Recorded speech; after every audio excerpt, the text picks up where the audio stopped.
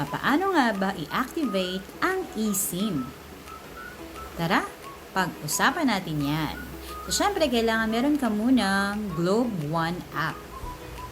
Ayan. So, pagkatapos punta ka lamang sa Essentials, pindutin mo yan. Tapos, Get eSIM, Continue.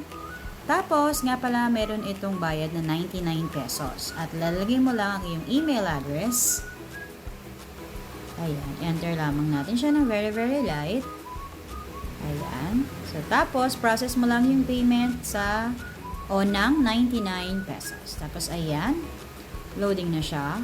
Verifying the payment. Ayan. So, medyo mabagal lang siya.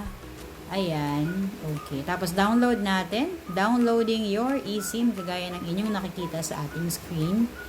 Ayan. Medyo nagkakaproblema lang yung aming wifi ng mga panahon na yan. Kaya siya nagkakaganyan. So, try again.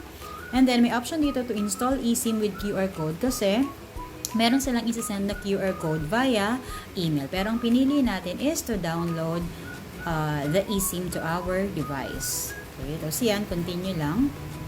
Downloading your eSIM.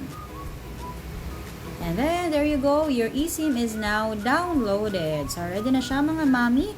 So, meron nga palang free 5 gig at unlimited text. Good for 3 days. So, upon successful purchase of your eSIM. So, ayan na. Tapos, sinetap ko na rin siya sa messages at saka sa calls. Kasi yun nga yung primary reason ko. Bakit ako nag-eSIM? Kasi, ang smart yung naka-insert sa akin sa single SIM lang kasi yung cellphone ko.